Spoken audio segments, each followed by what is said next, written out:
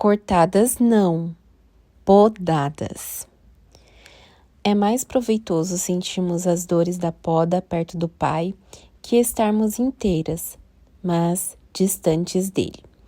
As podas de Deus são pedagógicas, oportunas e pontuais na caminhada cristã.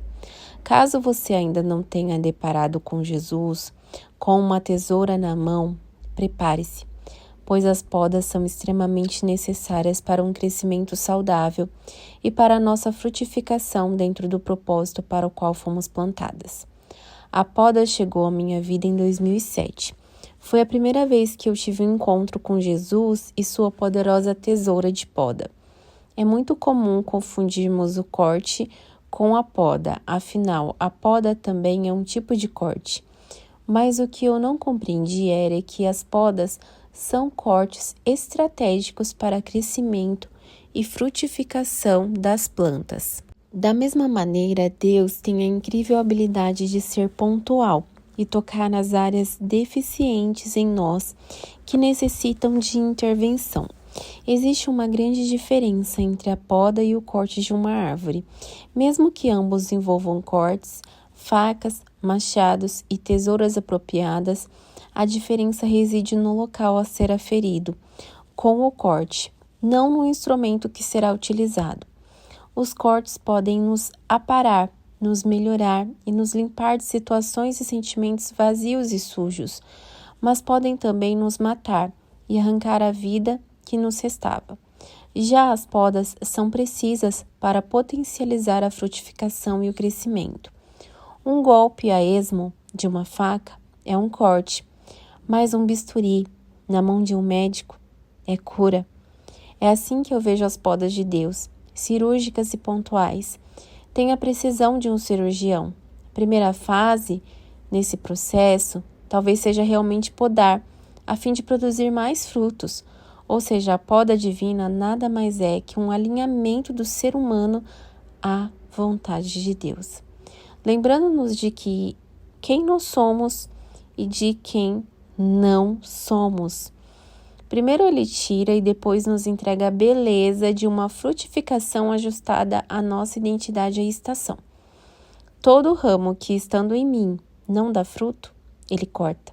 Todo ramo que dá fruto, ele poda, para que produza ainda mais. João 15, versículo 2-4. Muitas nos esquecemos ao ler esses versículos de que Jesus começa sua narrativa afirmando que ele é a videira verdadeira e o Pai é o agricultor. Ele fará todas as podas necessárias para que possamos frutificar. E tudo começa com o desafio de permanecer. Permanecermos em Jesus, a videira verdadeira. O capítulo 15 de João recorda que toda a nossa suficiência está em Cristo e que sem Ele não podemos fazer nada. Pois somos semelhantes aos ramos que, desconectados da videira, secam e morrem. Quando reconhecemos isso, entendemos que a videira viva reside na nossa fraqueza.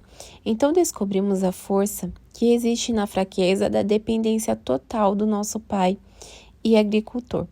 Não gostamos de admitir falhas e nem reconhecer fraquezas, algo inerente do ser humano.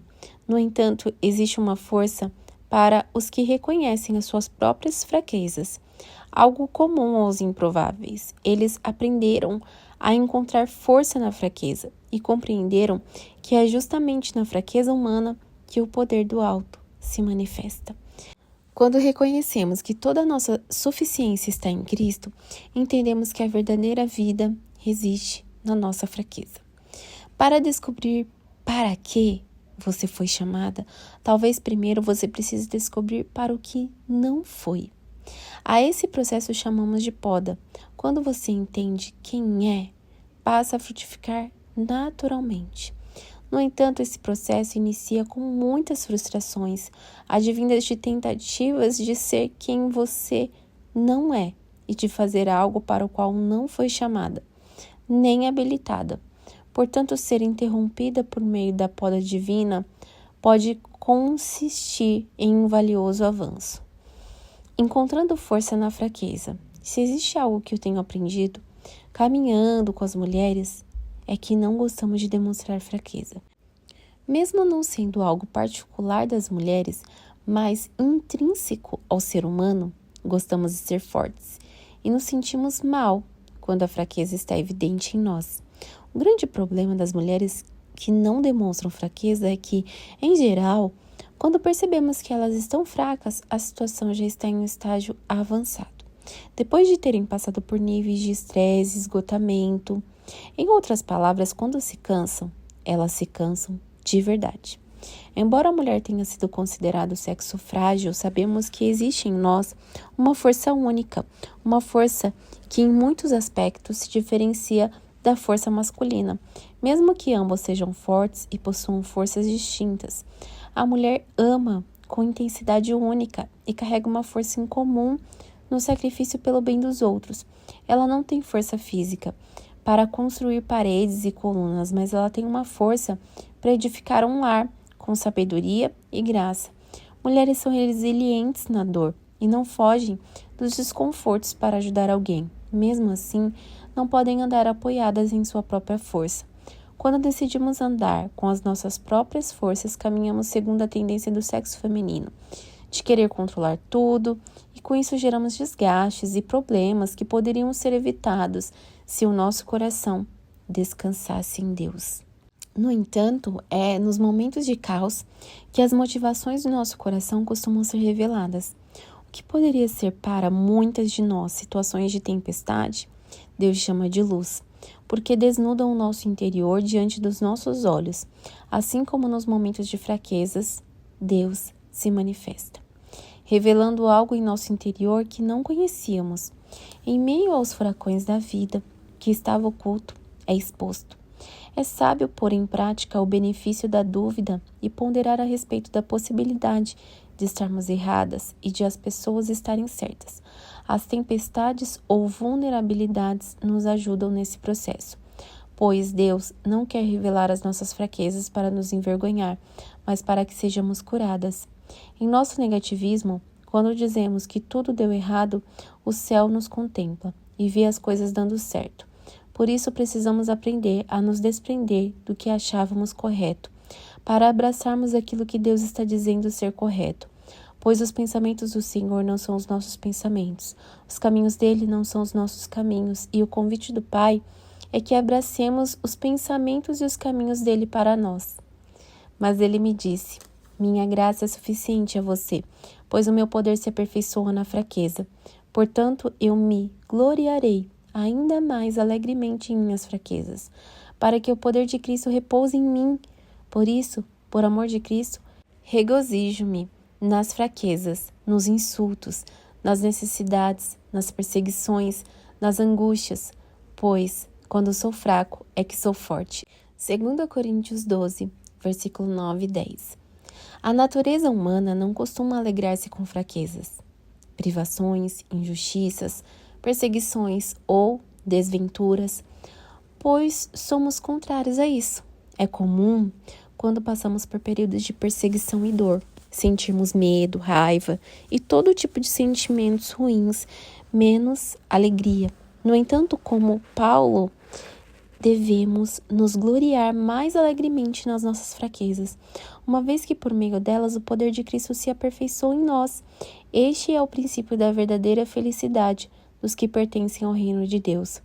Assim como fez com Paulo, Deus teve que ensinar o profeta Jeremias, muitos séculos antes, a deixar de lado o que ele pensava saber e tocar em sua boca para que as palavras de Deus dessem a ele uma nova perspectiva da realidade. Então o Senhor estendeu a mão, tocou a minha boca e disse: veja, coloquei minhas palavras em sua boca.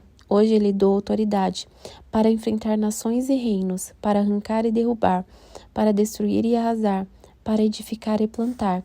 Jeremias capítulo 1, versículo 9 e 10.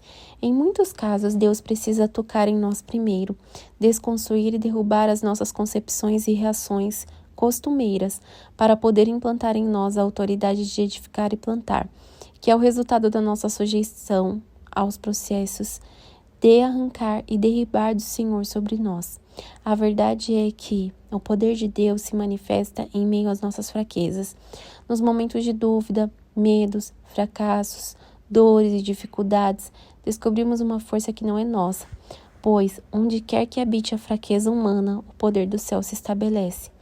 Deus tem um propósito nas tribulações. Ele sempre encontra um caminho para que as nossas tribulações e as nossas fraquezas contribuam para o nosso benefício. Não só isso, mas também nos gloriamos nas tribulações, porque sabemos que a tribulação produz perseverança. A perseverança, um caráter aprovado. E o caráter aprovado, esperança. E a esperança não nos decepciona, porque Deus derramou seu amor em nossos corações, por meio do Espírito Santo que Ele nos concedeu. Romanos, capítulo 5, versículo 3 ao 5. De tempos em tempos, Ele usa situações ou pessoas para mudar estações na nossa vida. Isso acontece quando alguma ministração divina tem acesso a determinados pontos dentro de nós. Então tudo muda. Em uma experiência recente, Deus me levou a buscá-lo em um lugar específico e de outra maneira na madrugada. Ali comecei a falar sobre o meu desejo de entrar em lugares mais profundos nele, de experimentar um mover semelhante ao de alguns avivamentos espirituais sobre os quais eu estava lendo. Clamei para que Deus se revelasse novamente em nosso tempo. Em alguns momentos, por amor a nós, Deus corrige a nossa conduta ou comportamento. Deus então começou a me perguntar se realmente eu estava disposta a pagar o preço necessário, mesmo sem que eu entendesse muito. Ele continuou falando sobre o que o evangelho não era postagens nas redes sociais, não era exibição nem sobre homens e mulheres famosos.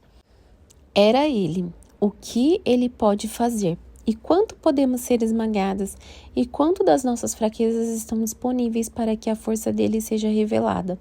Ao expressar o meu desejo por mais do Pai, ele revelou seu anseio em derramar a essência do Evangelho no meu coração. Acontece que um relacionamento de amor inclui a correção. Ambos caminham juntos. O amor não diz sim a tudo, o amor exorta, porque amar é corrigir. E Deus sabe disso e aplica essa equação com frequência para o nosso crescimento. Em alguns momentos, por amor a nós, Deus corrige a nossa conduta ou comportamento. Não precisamos ter medo da correção de Deus ou do preço que devemos pagar para viver a essência do Evangelho, pois quando nos dispomos a pagar o preço, Ele se dispõe a estar conosco. Desse modo, não devemos ter medo de segui-lo. É na fraqueza que podemos contar com a força dele. O Evangelho não é sobre o que podemos conseguir, mas sobre a nossa entrega diária, sobre rasgarmos no coração e deixarmos que Deus seja Deus. Não é sobre ter razão, mas sobre quanto nosso coração pode ser transformado por Ele. É mais proveitoso para nós estarmos quebradas, sentindo as dores da poda e perto do Pai do que estarmos aparentemente inteiras e distantes dele. Muitas vezes, tudo o que precisamos é reconhecer que em nós não há forças suficientes diante das circunstâncias. Compreender que precisamos nos render ao poder do Espírito. Quando não vemos solução nem respostas, é sabedoria e discernimento, não fracasso. A graça de Deus está disponível a nós justamente quando as nossas forças se acabam, porque há muito que só pode ser alcançado pelo Espírito do Senhor, não pela força humana.